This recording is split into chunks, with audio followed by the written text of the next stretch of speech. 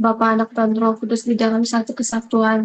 Rohnya Bapa Yahweh yang ada di dalam dirinya, Pak Eman Lagu, dan rohnya Tuhan Yesus Kristus yang ada di dalam diri Pak Aditya Nugrahanto, dan Roh Kudus Roh Kebenaran yang ada di dalam mempelainya Ibunda Ilham Dani. Shalom Elohim.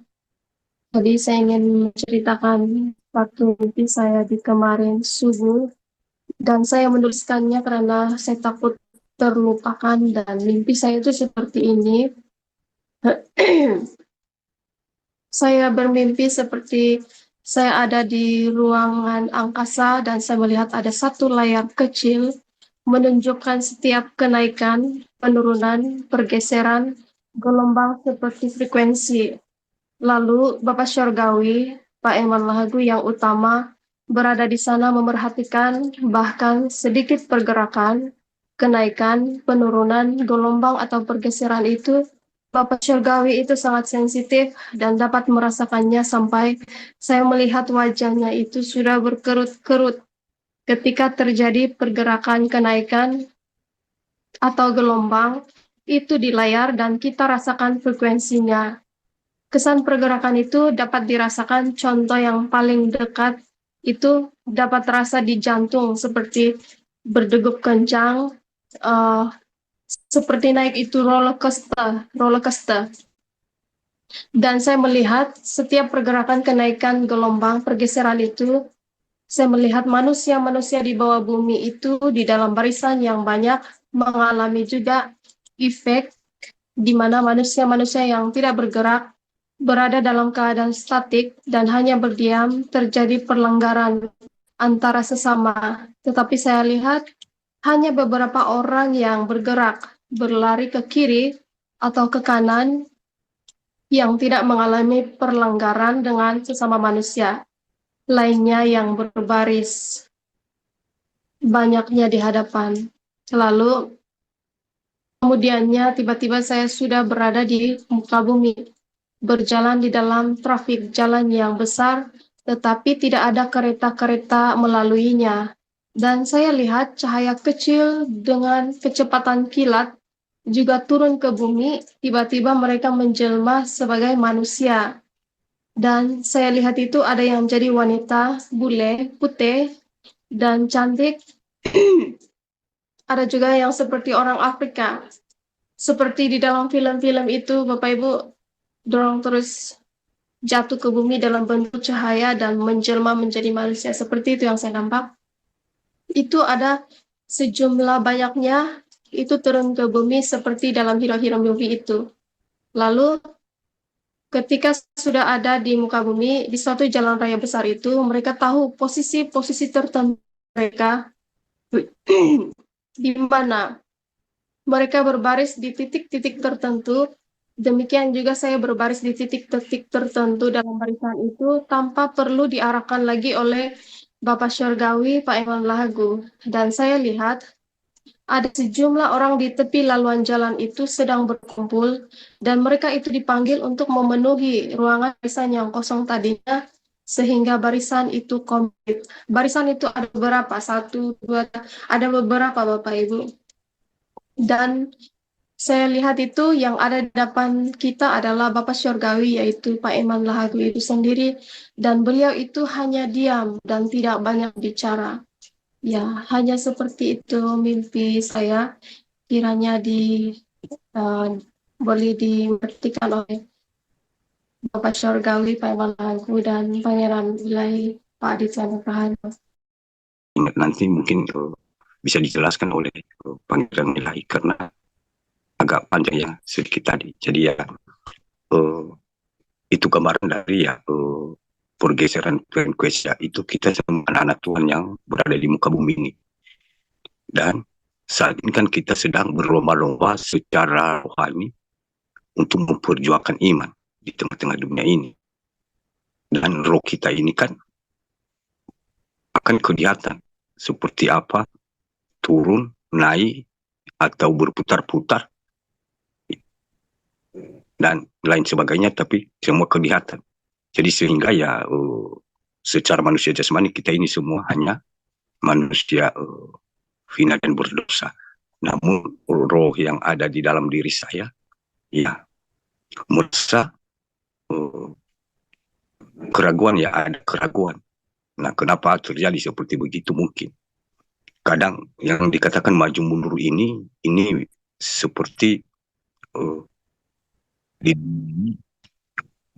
kadang bisa kita saksikan bagaimana kalau dikatakan maju terus mundur samping kiri ke kanan, ya bisa kita praktekkan. Nah, seperti itu juga iman kita ini, roh kita ini di hadapan Tuhan Yesus.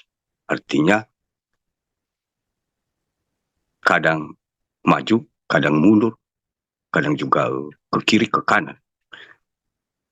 Ada cobaan, ada sakit hati, mungkin itu termasuk mundur atau tergeser ke kiri dan ke kanan.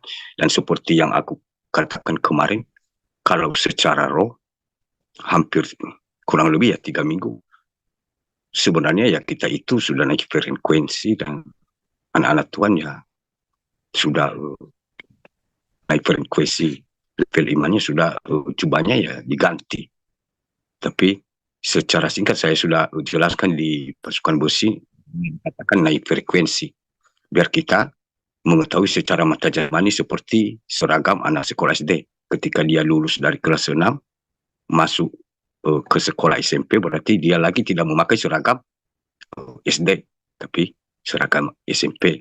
Begitu pula kalau SMA dan selanjutnya. Jadi aku gambarkan ini biar kita tangkap bahwa memang seperti itu frekuensi roh kita ini di hadapan Tuhan di setiap saat. Nah, terus di muka bumi ini ya akan terjadi semua yang sudah ditandai miliknya si jahat. Jadi sehingga dia mencari siapa yang sudah dia tandai, dan yang belum dia tandai dia berusaha juga untuk menawan.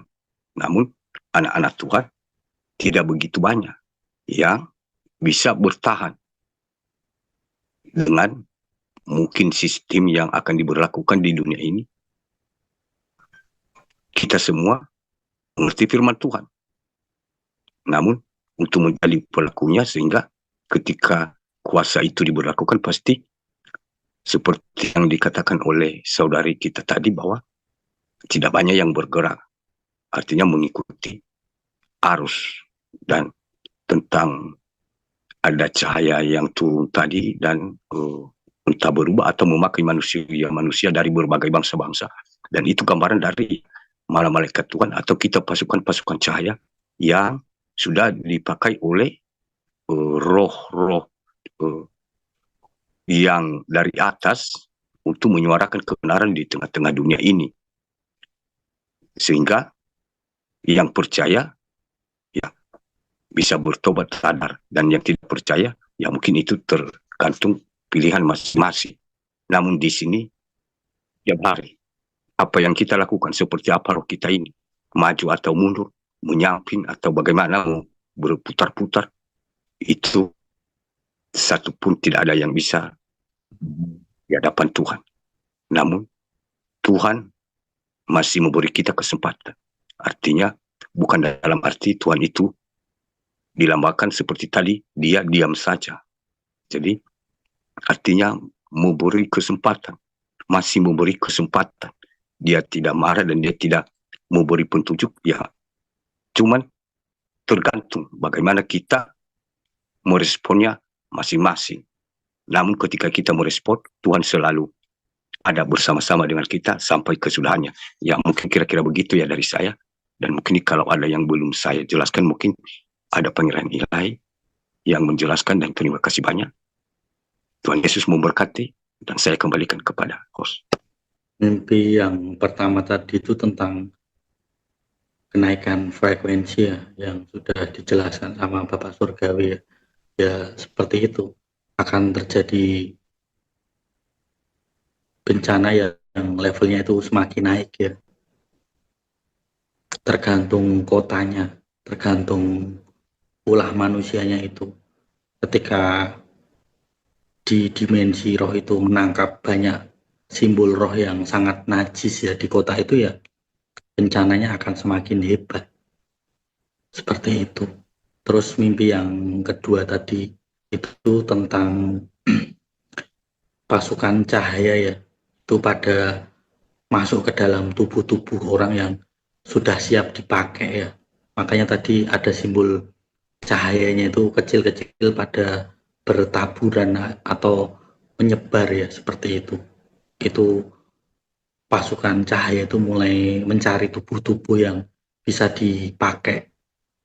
The light worker yaitu akan mencari tubuh-tubuh yang layak untuk dipakai. Karena kan mereka sudah menyadari ya bahwa ini sudah memasuki apa namanya, mengumpulkan pasukan cahaya ya. Mereka akan pada keluar semuanya ya, satu persatu ya, tanpa disadari. Karena kan mereka sendiri sebenarnya juga tidak sadar bahwa ternyata pasukan cahaya itu ternyata beneran ada. Ternyata ya memang tidak bisa dilogika ya, tiba-tiba saja ketika wadah atau tubuh itu bisa dipakai pasukan cahaya atau the light worker itu ya akan masuk dan kemudian bersaksi, kemudian memuji memuliakan nama Tuhan, terus bercahaya, ada cahaya warna, ada cahaya hati nurani, seperti itu akan keluar semuanya ya, seperti itu. Dan banyak yang masih dipersiapkan ya, tubuh-tubuh yang masih dipersiapkan untuk wadah the light worker ini ya kan, 144.000 ya, itu kan sangat banyak ya, walaupun di dunia ini kan bermiliar-miliar manusia ya, beratusan juta manusia ya, tapi the light worker sendiri itu 144.000 itu sudah sangat banyak sebenarnya loh. Kalau dikumpulkan dalam satu ruang, satu dimensi, satu tempat itu sangat banyak ya, 144.000 ya. Ya walaupun tidak sebanding dengan seluruh isi muka bumi ini ya, beratus-ratus juta atau bermiliar-miliar manusia ya. Tapi hanya mewakilinya saja cuma 144.000, seperti itu. Jadi hanya menunggu kesiapan tubuh. Ketika tubuh itu sudah siap untuk dipakai pasukan cahaya ya, dia akan masuk. Cahaya itu akan tiba-tiba masuk saja di tubuh manusia itu. Ya ada yang efeknya itu tubuhnya itu panas ketika bangun tidur, atau ketika mau mandi ya, atau setelah mandi itu badannya itu terasa ini masih masih pengen mandi lagi karena masih beradaptasi. Roh itu akan beradaptasi, masih memakai tubuh yang baru itu masih beradaptasi. Jadi belum siap, tubuhnya itu masih ada suhu atau temperatur yang tidak menentu. Jadi gerah, rasanya itu gerah, panas segala macam.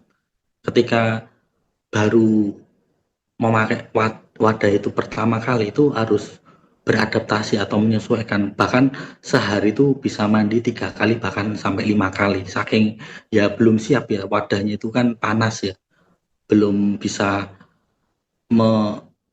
menenangkan. Roh itu kan yang menguasai tubuh ya, tidak bisa tubuh itu menguasai roh, itu kan tidak bisa. Jadi ya roh itu yang harus mengendalikan tubuhnya, harus bisa membuat tubuh itu sesuai dengan rohnya, bukan tubuh itu mengendalikan roh, itu tidak ya. Jadi rohnya itu yang harus mengendalikan tubuhnya.